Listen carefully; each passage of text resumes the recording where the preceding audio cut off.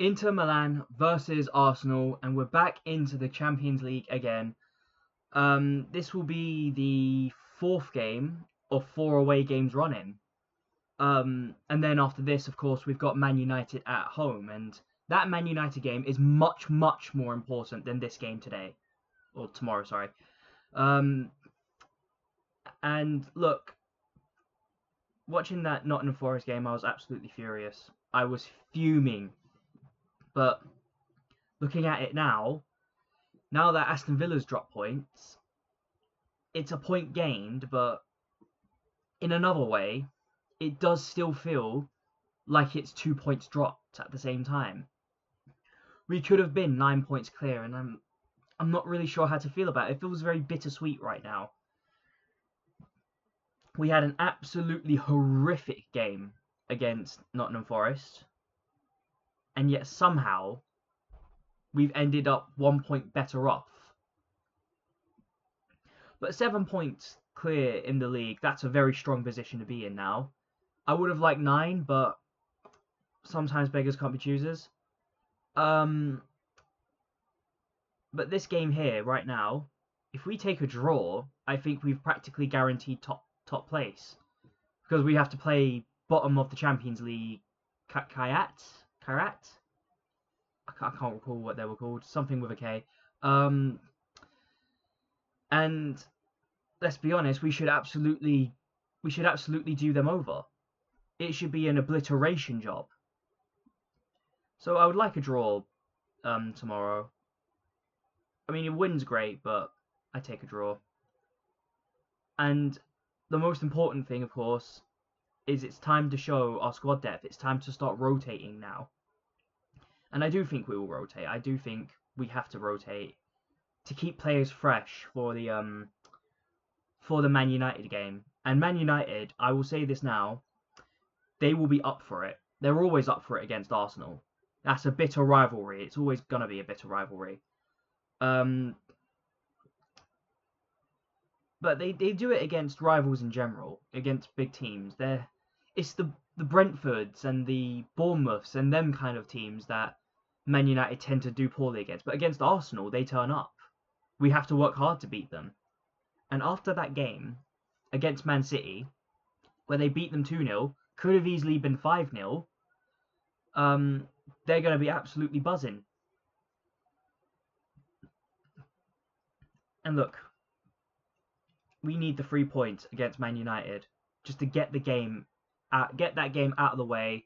3 points in the bag, and hopefully, I'm going to assume that hopefully Aston Villa drops points, because I think Aston Villa's got the more difficult game next match week.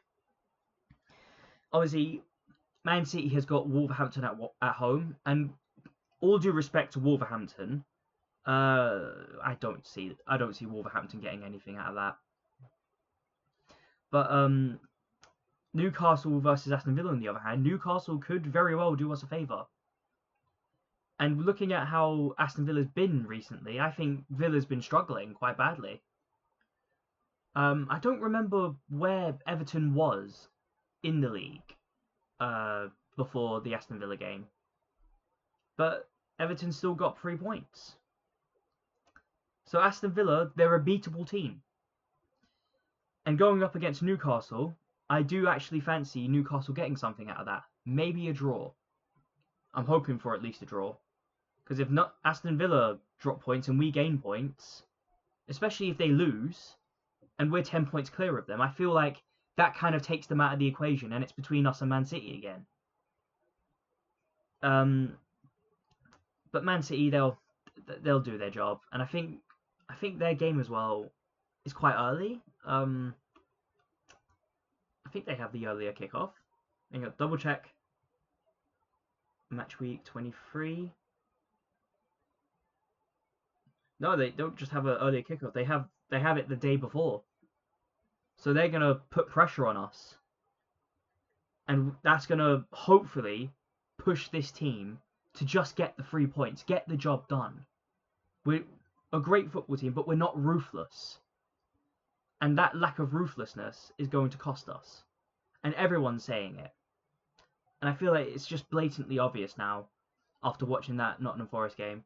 We should have been more ruthless. We should have been 9 points clear. We could have been even more points clear, looking at the games that we could have gotten more points in. You look at Chelsea, you look at Sunderland, for example. We could very well be 11 points clear. But moving on to Inter Milan. Now Inter Milan's quite defensive well. I don't know if they're gonna play a low block against us. I haven't watched them at all this season. All I know is that they're gonna be a pain in our ass, and they always are a pain in our ass. But if we can get a point from it, I'm gonna be happy.